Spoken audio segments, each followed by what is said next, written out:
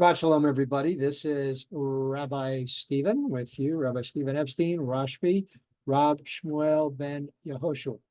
So, as you can see, I am not garbed in my usual, business-like or formal attire, dress shirt, tie. Instead, I am wearing a T-shirt. I'm wearing a T-shirt with a Jewish star, and as you can see, the S. I'm doing this for a reason. A lot of people, myself included, we don't hide our Judaic. When I walk out, I'm wearing my yarmulke. Show this to you. Usually I'm wearing tzitzit. Of course, with the weather, in the 90s and hundreds, one extra garment is not exactly comfortable, so haven't really been wearing it much, but I do, of course, wear it when I go to the synagogue. I put it on, I say a blessing and put it on in the morning, my tzitzit, my tali katan, as it's called. And when the weather gets a little bit more amenable, I wear it. I tell people I don't get political, but that's not really true. I do get political. And I get political in context. I get political in context with we Jews. We've seen the political conventions. Spoiler alert. Okay. And there's a lot of discussion about certain ethnic groups. Okay. Black people being oppressed. And yes, they have. I'm not going to deny that. People in the LGBTQ community took those folks a long time to be accepted as mainstream members of our society. And that's too bad, because nobody should be demeaned by their sexual preferences, as long as, again, we have two consenting adults. Now, of course, people may say, but Rabbi, what about Leviticus chapter 18 that says man shall not sleep with man, lay with man as a man lays with a woman? It's an abomination. I would submit to you that there's context there. And having a relationship to consenting adults is a little different than what I believe that portion is referring to, but that's a topic for another time. We've also have people that are Native Americans that have been oppressed and should not be. The government has tried to do good things with them, give them their own land, allow them to do the casinos, and I'm all for it. People are people. This country was founded by a diverse community that came here to be free, to worship as they please, to live out their lives, and that should be respected. As you can tell, what I'm leading up to is, we Jews have faced a lot of oppression and persecution over the last year with the Israel-Gaza war.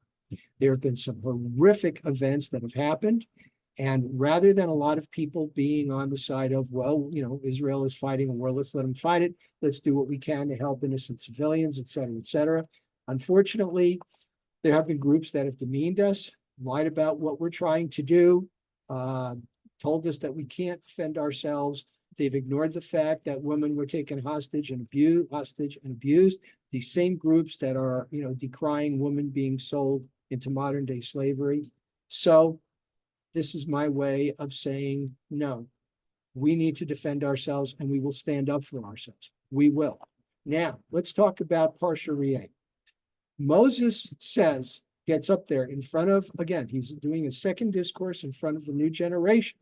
And he is telling Israel many things. First of all, don't have foreign prophets in your midst and don't be tempted to explore other people's practices. Get rid of all idolatry. Do not tolerate those practices in your land. Now, does that mean that we need to be intolerant of people? Absolutely not. If you want to go worship a tree, go worship a tree, the Ashtoreth tree. We don't care.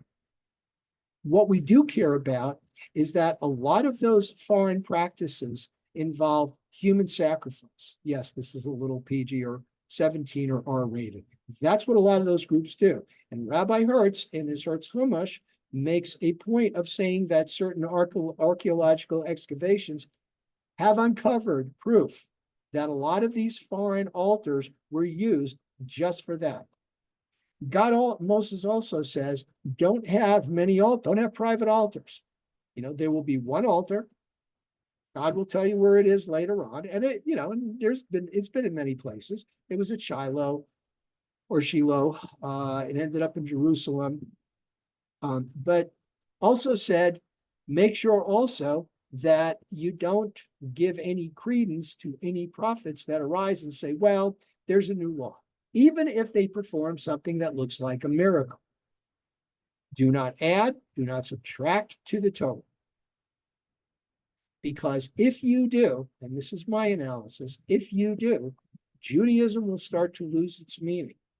The practices that we engage in are there for a reason. The commandments are there to remind us of what Judaism is all about.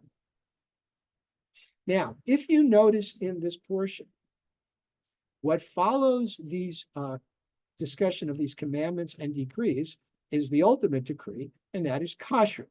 And I call it a decree. The ultimate decree is what makes a cloven hoof, cud chewing animal more holy than one that doesn't.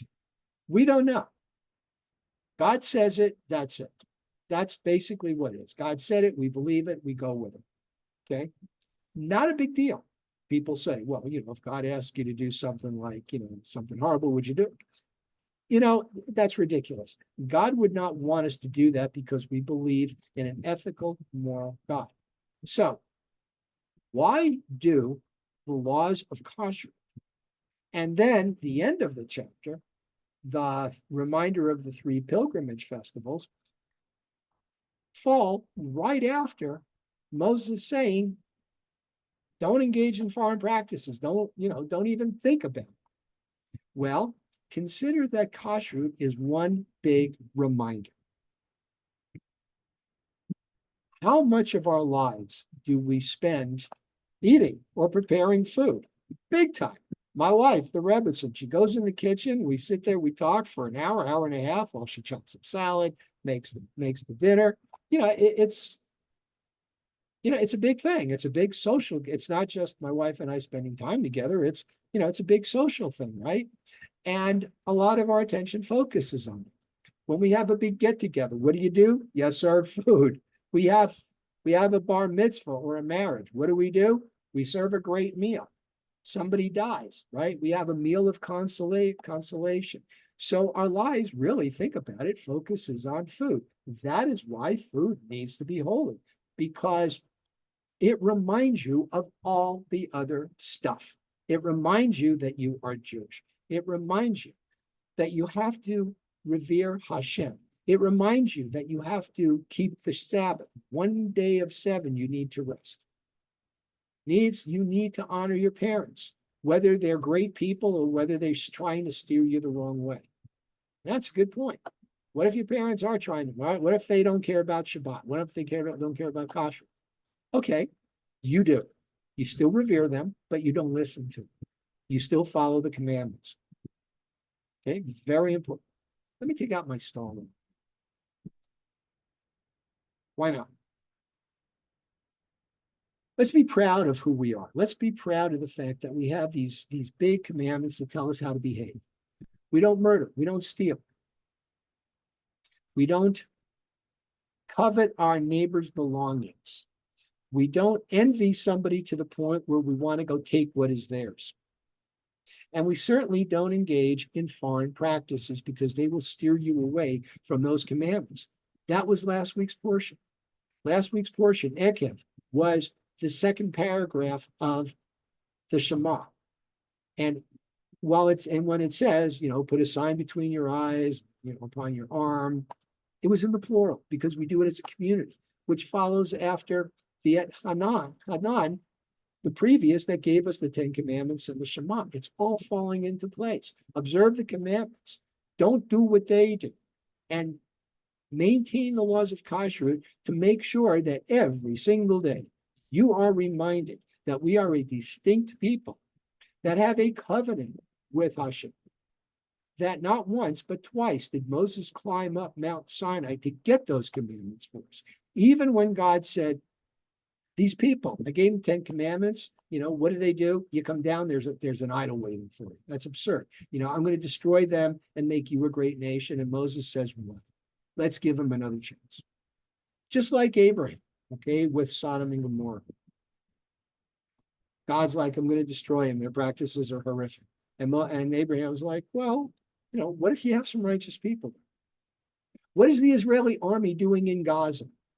This is why it's taking so long. They're looking for innocent people and trying to spare them.